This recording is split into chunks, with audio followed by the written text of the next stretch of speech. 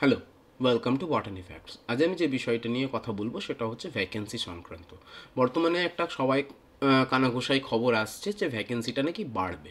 হ্যাঁ, সত্যি বাড়ারও কথা। অমৃতা সিনহাও আগের দিন বলেছিলেন যে ভ্যাকেন্সিটা যেন বাড়ানো উচিত তিনি বলেছিলেন। এবং আমি তোমাদেরকে একটা কথা বলি যে এটা সত্যি সত্যি এটা খবর পাওয়া যাচ্ছে যে কি করা হয়েছে, যে কমিশন নাকি বিকাশ ভবনে প্রেয়ার করেছে ভ্যাকেন্সি বাড়ানোর জন্য, এবং বিকাশ ভবনও সেটাতে কিন্তু এগ্রি করেছে ভ্যাকেন্সিটা বাড়বে। তো আমার বক্তব্য হচ্ছে যে ভ্যাকেন্সি বাড়ে সেটা তোমরা খবর কোন সময় পাবে। হ্যাঁ, বিগত এসএসসিতে যেরকম ঘটেছে সেই অনুযায়ী কিছু কথা বলবো যে ভ্যাকেন্সিটা নর্মালি কোন দিন বাড়ে, মানে কোন দিন বাড়ার খবরটা পাবে তোমরা যেদিন নাকি রেজাল্ট বেরোবে। যেদিন কি বেরোবে, রেজাল্ট বেরোবে, সেদিনই নাকি ফাইনাল ভ্যাকেন্সিটা ওরা পাবলিশ করে। এটা বিগত বছরগুলোতে তাই হয়েছে যে ফাইনাল যেটা ভ্যাকেন্সি, ঠিক আছে, আপডেটেড ভ্যাকেন্সি কিছু কিছু ক্ষেত্রে কমেও গেছে। যেমন 2010-এর এসএসসির কথা বলি, যেটা তোরা টেন্টেটিভ ভ্যাকেন্সি দিয়েছিল তার থেকে কিন্তু ফাইনাল ভ্যাকেন্সিটা কমে গেছিলো, ঠিক আছে। তো বেশিরভাগ ক্ষেত্রে বেড়েইছে। তো এই ভ্যাকেন্সির খবরটা তোমরা যেদিন রেজাল্ট বেরোবে, রিটেনের রেজাল্ট, সেদিনই নর্মালি এসএসসি দিত আগে, ঠিক আছে। তাই আশা করা যায় যে যেদিন রিটেনের রেজাল্ট বেরোবে সেদিনই তোমাদের ফাইনাল ভ্যাকেন্সিটা, মানে আপডেটেড বেড়ে যাওয়া ভ্যাকেন্সিটা তোমরা সেদিনই খবর পাবে। আমরা একটু মিলিয়ে নিই বায়োলজিক্যাল সায়েন্সের ক্ষেত্রে আগে কি ছিল এবং পরে কি হতে পারে। এবং এই প্রেডিকশনটা সম্পূর্ণ আমার মতামত, আমি কাউকে বিভ্রান্ত করার চেষ্টা করছি না, ঠিক আছে। যতটা আমার যেমন মনে হয়েছে আমি সেই গল্পই বলবো। আমি কাউকে কাট অফ সংক্রান্তও কিছু বিভ্রান্তিমূলক কোনো বক্তব্য রাখতে চাই না। আমি আমার যেটা মতামত আমি তোমাদের সেটা বলতে চাই। যে দেখো, আমাদের কি রয়েছিল, আমাদের ভ্যাকেন্সি একটু দাঁড়িয়ে যাও। হ্যাঁ, যা আমাদের বায়োলজিক্যাল সায়েন্স অনার্স পিজিতে কি ছিল, বেঙ্গলি মিডিয়ামের ভ্যাকেন্সি যা ছিল সেটা আমি একটু দেখাচ্ছি। দেখো, হিন্দি মিডিয়াম, উর্দু মিডিয়াম বা নেপালি মিডিয়াম এই নিয়ে আমি গল্প করছি না। দেখো, টোটাল ভ্যাকেন্সি লেখা আছে 919। আমি শুধু বেঙ্গলি মিডিয়ামটাতে যাবো। দেখো, বেঙ্গলি মিডিয়ামে কি করা আছে যে মেল ফিমেল ভ্যাকেন্সি, মানে যে দুটোতে দুজনই যারা অ্যাপ্লিকেবল যে জায়গাটায়, সেটা হচ্ছে 793 জন, এবং ফিমেল স্পেসিফিক ভ্যাকেন্সি কত আছে 87। আমি শুধু এই দুটোকেই যোগ করছি, যে 793 আর 87কে যদি যোগ করা হয় তাহলে মোটামুটি সংখ্যাটা দাঁড়ায় 880 মতন। এই অনুপাতে, মানে এটা যদি তোমাদের ভ্যাকেন্সি হতো তাহলে এর যদি 1.6 করা হয় তাহলে মোটামুটি দাঁড়াচ্ছে কত, প্রায় তোমার দাঁড়াচ্ছে 1408 মতন, ঠিক আছে। তো এই সংখ্যায় তোমরা আগে ডাক পেতে। কিন্তু আপডেটেড ভ্যাকেন্সিতে আমি ধরে নিলাম ওরা বলছে যে টোটালে নাকি 5000 মতন কি হবে তোমার সিট ইনক্রিজ হবে। তাহলে এই বায়োলজিক্যাল সায়েন্স অনার্স পিজি মানে 11-12-এর ঘাড়ে কতগুলো আসবে, ধরে নিলাম যে মোটামুটি 60খানা মতন ভ্যাকেন্সি বায়োলজিক্যাল সায়েন্স অনার্স পিজিতে বাড়বে। এই দুটোকে অ্যাড করে বলছি, ঠিক আছে। তাহলে ভ্যাকেন্সিটা কত হলো, 880-র সাথে 60 যদি যোগ করা হয় তাহলে মোটামুটি 940টা ভ্যাকেন্সি হলো। এই তার সাথে যদি 1.6 গুণ করি তাহলে মোটামুটি কত হয়, 1504 মতন হয়। তাহলে এই 1408 থেকে 1504 প্রায় কতজন আছে এর মধ্যে, 100 জন মতন আছে এর মধ্যে। প্রায় কতজন রয়েছে, 100 জন মতন স্টুডেন্ট আরও নতুন করে ঢুকবে।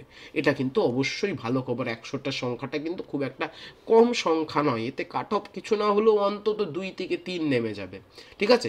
এবার আমি একটু ফিরে আসি আমার জায়গায়। যে দেখো, যদি আমার সংখ্যাটা কি হয় একটু বেড়ে যায়, মানে নতুন আরও 100 জন যদি কি হয় আমার ইন্টারভিউয়ের জন্য ডাক পাই, তাহলে তোমার যা কাট অফ ছিল, মানে নর্মালি হওয়ার কথা, এখন বর্তমান হিসাবে যা হওয়ার কথা, ভ্যাকেন্সি বেড়ে যাওয়ার পর সেই কাট অফটা অ্যাটলিস্ট 2 থেকে 3 কি হয়ে যাবে, কমে যাবে। এটা এক্সপেক্ট করা হচ্ছে, কারণ 100 জন বায়োলজিক্যাল সায়েন্সের মধ্যে 2 থেকে 3 নেমে যাবে, ঠিক আছে। যে রেঞ্জটা আছে সাথে 2 থেকে 3 নামার কথা, আমার মত, বারবার বলছি। এরপর আমি আসছি যে ওরা কিন্তু কিছুগুলো স্টেপের কথা বলেছে। কীরকম স্টেপের কথা বলেছে, যে ওরা রেজাল্ট পাবলিশ করবে 12 তারিখ, ঠিক আছে। এবং এটা অবশ্যই ডিপেন্ড করছে যে হাইকোর্টের রায়ের ওপর, যে 10 নাম্বারটা আগে দেবে না পরে দেবে। আচ্ছা, ধরে নিলাম 10 নাম্বার দেওয়া হলো, তোমার রেজাল্ট বেরিয়ে যাক। আমার বক্তব্য হচ্ছে 12 তারিখে যদি রেজাল্ট বেরিয়ে যায়, 12তে যদি রেজাল্ট বেরোয়, ওরা কি করবে, 17 তারিখে কি করবে, তোমার ভেরিফিকেশন স্টার্ট করবে। এই জায়গাটা খুব কিন্তু ক্যাচি পার্ট। কীরকম, আমার বক্তব্য হচ্ছে যে 12 তারিখে যদি রেজাল্ট বেরোয় সেদিন তোমরা ফাইনাল ভ্যাকেন্সিটা জানতে পেরে যাবে, ঠিক আছে। এরপর তোমাকে কি করবে, ভেরিফিকেশনের জন্য ডাকা হবে 17 তারিখে। ওরা বলছে যে 17 তারিখের পর আফটার ভেরিফিকেশন, এই ডেটটা প্রপারলি জানা যায়নি, যে কি করা হবে, তোমাকে ইন্টারভিউয়ের জন্য আলাদা করে কি করা হবে, একটা লিস্ট পাবলিশ করা হবে। ইন্টারভিউয়ের জন্য আলাদা করে একটা লিস্ট পাবলিশ করা হবে। দেখো এই দুটো জিনিসের মধ্যে কিন্তু একটা ফারাক রয়েছে।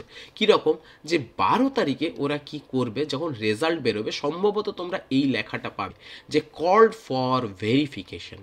ঠিক আছে, ভেরিফিকেশন হওয়ার পর তারা নাকি ইন্টারভিউ লিস্ট বের করবে। আমার এই জায়গাটাতে একটু গল্প আছে।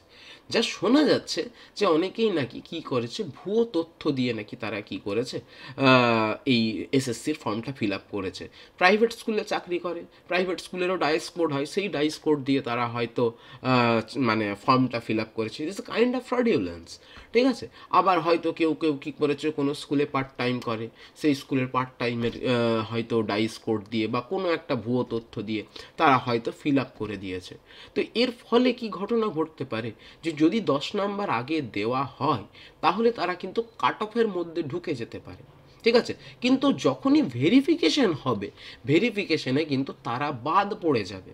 ঠিক আছে, এবং বাদ পড়ে যাওয়ার পর যারা বেঁচে থাকবে তারা ইন্টারভিউতে যাবে। দেখো এই ঘটনাটা আমরা যেরকম প্রেডিক্ট করতে পারছি, যারা কমিশনে বসে আছেন তারা কিন্তু এই ঘটনাটা আমাদের থেকে আগেই ভেবে রেখেছেন।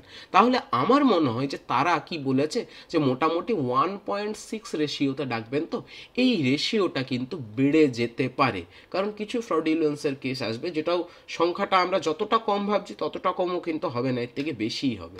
মনে করো ধরে নাও যে তোমার 1.7 বা 1.8 এই রেশিওতে কি করলো, তারা ডাকলো, কারণ তারা জানে কিছু জন বাদ পড়ে যাবে। এটাতে যদি ডাকে তাদেরকে কি করতে হবে, কাট অফটা আরেকটু নামাতে হবে। কাট অফটা কী করতে হবে, আরেকটু নামাতে হবে। এতে আরও কিছু ভ্যালিড ক্যান্ডিডেট কিন্তু কি পাবে, চান্স পাবে। এরপর তারা কি আলটিমেটলি রেজাল্ট মানে চাকরিটা পাবে? হ্যাঁ, পাওয়ার একটা সুযোগ রয়েছে। কীরকম সুযোগ রয়েছে আমি বলছি, যে মনে করো ধরে নাও যে ইন্টারভিউতে তারা ডাক পেল। এবার দেখো এখানে এবছর যে এই এসএলএসটিটা হচ্ছে, সেখানে কিন্তু একটা বিশাল বড় একটা সুযোগ রয়েছে, বা বলতে পারো যে এটা কিছু ক্ষেত্রে সুযোগ, কিছু ক্ষেত্রে বাজে জিনিস, কিন্তু আমি সুযোগ হিসেবেই বলছি। যে ইন্টারভিউ এবং ডেমো মিলে কিন্তু 20 মার্কস আছে। ঠিক আছে, এই মার্কসটা কিন্তু অনেক বেশি মার্কস। এই মার্কসে তুমি যাকে তাকে কিন্তু বিট করতে পারো। মনে করো কোনো একজন স্টুডেন্ট, ধরে নাও আমার কথার কথা হচ্ছে যে আমাদের কাট অফ হলো কত, 44। আমি জানি না, আমি একটা অ্যাজাম্পশনে যাচ্ছি যে 44 তোমাদের কাট অফ। এটা হচ্ছে তোমার একদম মার্জিনাল, যে একদম শেষ যারা ক্যান্ডিডেটস তারা 44 পেয়ে তারা ইন্টারভিউতে ডাক পেয়েছে। এবার ধরো কেউ 46 পেয়েছে বা কেউ 47 পেয়েছে, তো স্বাভাবিকভাবে ইন্টারভিউতে ডাক পাবে। তুমি চাইলে তোমার যদি ইন্টারভিউ এবং ডেমো তুমি যদি ভালো দাও, তুমি অ্যাটলিস্ট তুমি কি করতে পারবে, মোটামুটি 5 নাম্বার মতন এদেরকে বিট করে যেতে পারবে। কথাটা বোঝাতে পারলাম? মানে যে 46 সে যদি খারাপ ডেমো দিল, আর যে 44 সে যদি ভালো ডেমো দিল, 44 এগিয়ে যাবে, মানে যে রিটেনের মার্কস 44 সে কিন্তু এগিয়ে গেল, 46 পিছিয়ে গেল। এই ঘটনাটা কিন্তু এবছর ঘটবে, কারণ কত নাম্বার আছে তোমার ইন্টারভিউ এবং ডেমো মিলে 20 মার্কস, সেটা কিন্তু অনেক বড়। এত মানে এত নাম্বারের পরীক্ষা, মানে ওরাল পরীক্ষা এবং ডেমো এর আগে এসএসসিতে কিন্তু কোনো দিন হয়নি। আমাদের সময় যখন আগে হতো তখন 5 নাম্বারের হতো, 2016-তে 10 নাম্বারের হয়েছিল। তো 20 মার্কসটা কিন্তু একটা বড় জায়গা, যেখানে তুমি অনেককে পিছিয়ে যেতে পারো। তবে ব্যাপারটা হচ্ছে যে যদি এই ভ্যাকেন্সিটা বাড়ে তাহলে কাট অফটা একটু কমবে। আমার বক্তব্য, যখন ভেরিফিকেশন হবে, ভেরিফিকেশনে কিছু ভুয়ো বেরোবেই, তারা তো সিম্পলি ফ্রডিউলেন্সে বাদ চলে যাবে। তো এর কারণে কমিশন কি করতে পারে, যে রেশিওটা একটু বাড়িয়েও ডাকতে পারে। ঠিক আছে, এটা আমার চিন্তা ভাবনা, নাও হতে পারে এরকম। ঠিক আছে, তো বাড়িয়ে ডাকলে সুবিধা রয়েছে। সুবিধা রয়েছে মানে কিছু আরও ক্যান্ডিডেট কি হবে, চান্স পাবে, মানে কাট অফটা আরও হয়তো একটু নেমে যাবে। ঠিক আছে, এটাই ছিল আজকের বক্তব্য।